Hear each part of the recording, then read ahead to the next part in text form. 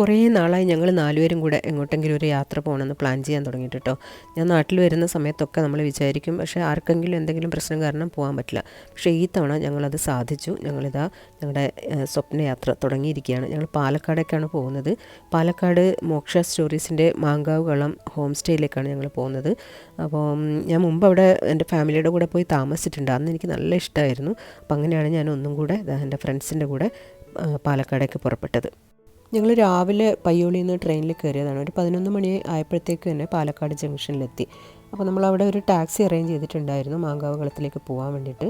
അപ്പോൾ ടാക്സിയിൽ കയറി ഡ്രൈവറോട് ചോദിച്ചു പോകുന്ന വഴിക്ക് എന്തെങ്കിലും കാണാനുണ്ടോ എന്ന്. അങ്ങനെ ഡ്രൈവർ ഞങ്ങളെ വാമല സുബ്രഹ്മണ്യ ക്ഷേത്രം കാണിക്കാൻ വേണ്ടി കൊണ്ടുപോയി.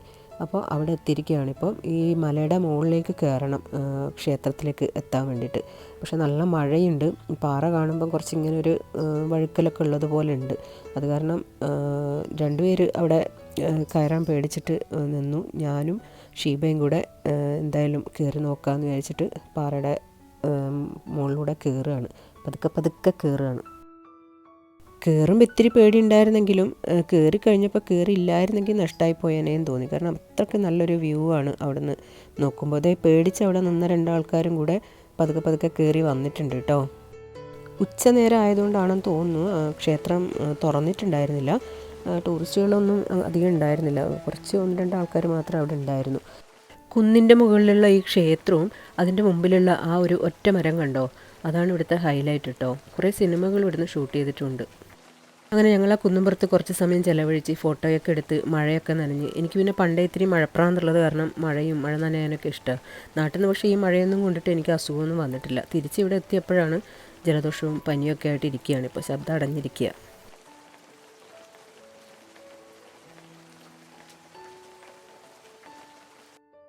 വാമലയിൽ നിന്ന് ഇറങ്ങി മാങ്കാവ് കളത്തിലേക്ക് പോവുകയാണിപ്പോൾ. ഇവിടെ ഇങ്ങനെ റോഡിൻ്റെ 2 വശവും ഇങ്ങനെ പാടങ്ങളാണ്. അപ്പോൾ അതിൻ്റെ നടുവിലൂടെ ഇങ്ങനെ നമ്മൾ പോകുമ്പോൾ യാത്ര ചെയ്യുമ്പോൾ നല്ലൊരു സുഖമാണ്. അപ്പോൾ ഇത് ഈ മാങ്കാവ് കളത്തിലേക്കുള്ള വരമ്പാണ്, ഒരു നാട്ടുവഴി. അവിടെയും ഈ വരമ്പിൻ്റെ 2 വശത്തും പാടങ്ങളാണുള്ളത്. പാടം കഴിഞ്ഞിട്ട് ഒരു ഉയർന്ന സ്ഥലത്തായിട്ടാണ് ഈ വീട് ഉള്ളത്. ഇങ്ങനെ കുറേ സ്റ്റെപ്പ് കയറിയിട്ട് മുകളിലേക്ക് കയറി ചെല്ലുമ്പോഴാണ് മാങ്കാവ് കളം വീട്.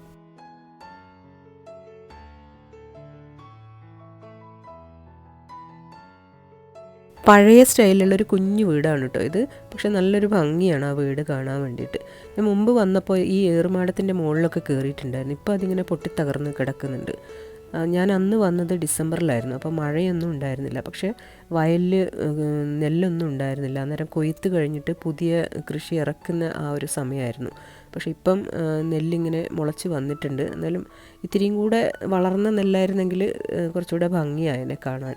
ഞങ്ങൾ ഇതാ അടുത്ത മഴയിലേക്ക് ഇറങ്ങി നടക്കുകയാണ്. എൻ്റെ കൂടെയുള്ളവരെ എല്ലാവരെയും പരിചയപ്പെടുത്തിയില്ലല്ലോ. ഇതാ ദേവി, സലില, ഷീബ, പിന്നെ ഞാനും.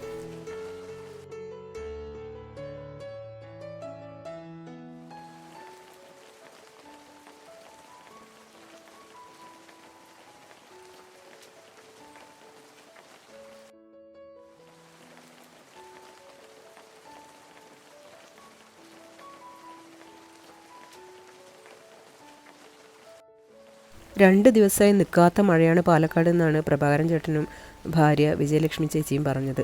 അവർ രണ്ടുപേരും ഈ മാങ്കാവ് കുളത്തിൻ്റെ കെയർടേക്കർമാരാണ് കേട്ടോ. നമുക്ക് വേണ്ട കാര്യങ്ങളൊക്കെ ചെയ്തു തരുന്നതും പിന്നെ നമ്മുടെ ഭക്ഷണം ഉണ്ടാക്കി തരുന്നതൊക്കെ അവരാണ്.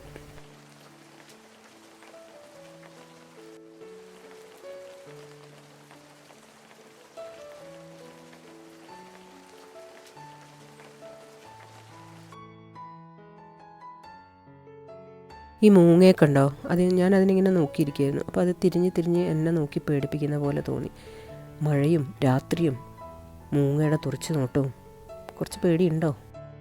ഈ വീടിൻ്റെ വിശദമായിട്ടുള്ളൊരു വീഡിയോ ഞാൻ മുമ്പ് അപ്ലോഡ് ചെയ്തിട്ടുണ്ട് കേട്ടോ. അതിൻ്റെ ലിങ്ക് ഞാൻ കമൻറ്റ് സെക്ഷനിൽ കൊടുത്തേക്കാം, നിങ്ങൾ കാണണേ.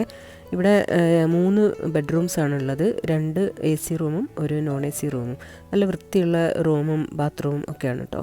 പിന്നെ കഴിക്കാൻ ഞങ്ങൾക്ക് ചപ്പാത്തി വെജിറ്റബിൾ കറി വേണമെന്ന് പറഞ്ഞിട്ട് അത് അവരുണ്ടാക്കി വെച്ചിട്ടുണ്ടായിരുന്നു. അപ്പോൾ ഞങ്ങൾ ഭക്ഷണം കഴിച്ച് കുറേ വർത്തമാനം പറഞ്ഞ് അന്താക്ഷരിയൊക്കെ കളിച്ച് കിടന്നുറങ്ങി.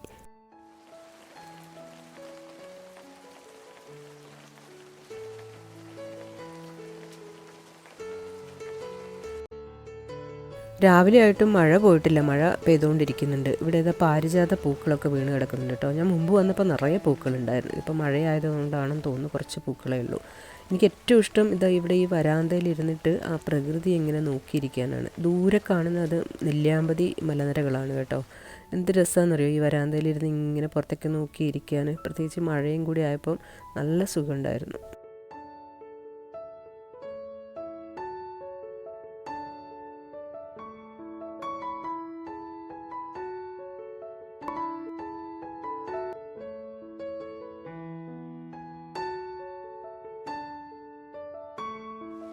രാവിലെ തന്നെ മുറ്റത്തുനിന്ന് ഈ പൂ പറിച്ചുകൊണ്ടുള്ള ആ മഴയും കുളിരും കാറ്റൊക്കെ ഉണ്ടല്ലോ, എനിക്കത് ഒന്നും കൂടെ അനുഭവിക്കാൻ കൊതിയാവുന്നു ശരിക്കും.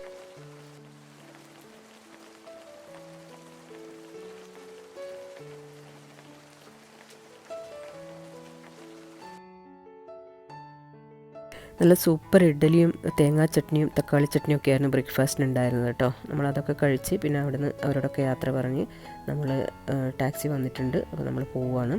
ഉച്ചക്കാണ് ഞങ്ങളുടെ ട്രെയിൻ ഉള്ളത്. അപ്പോൾ അതിനു മുമ്പ് വേറെ എവിടെയെങ്കിലും കൂടെ ഒന്ന് പോയിട്ട് വരാമെന്ന് വിചാരിച്ചിട്ട് ഇറങ്ങിയതാണ്.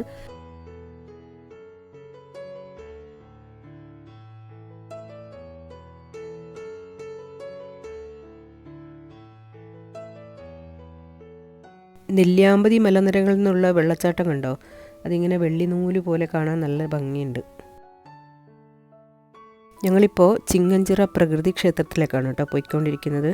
ആലിൻ്റെ ചുവട്ടിലുള്ള ആ ഒരു ക്ഷേത്രം കാണാൻ വേണ്ടിയിട്ടാണ് പോകുന്നത്.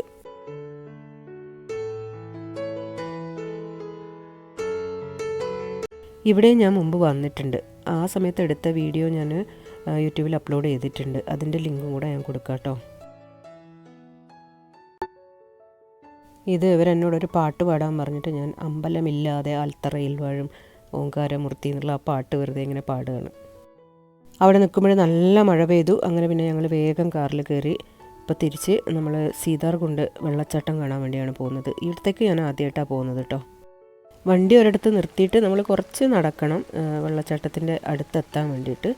ഇപ്പോഴും ഇതാ നല്ല മഴ പെയ്യുന്നുണ്ട്. കുറച്ച് ആൾക്കാരുണ്ട് കാണാൻ വന്നവരൊക്കെ ആയിട്ട്.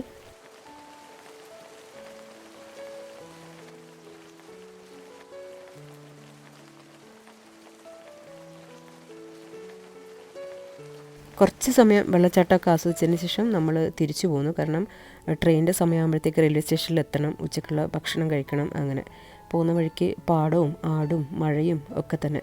പിന്നെ ഇതാ ഒരു നല്ല ഭംഗിയുള്ളൊരു സ്ഥലം കണ്ടപ്പോൾ നമ്മൾ അവിടെ ഒന്ന് നിർത്തി കുറച്ച് ഫോട്ടോസൊക്കെ എടുത്തു. അങ്ങനെ പിന്നെ നേരെ റെയിൽവേ സ്റ്റേഷനിലേക്ക്. വീഡിയോ ഇഷ്ടമായാൽ ലൈക്ക്, ഷെയർ, സബ്സ്ക്രൈബ് ഒക്കെ ചെയ്യാൻ മറക്കല്ലേ. വീണ്ടും കാണാം. താങ്ക്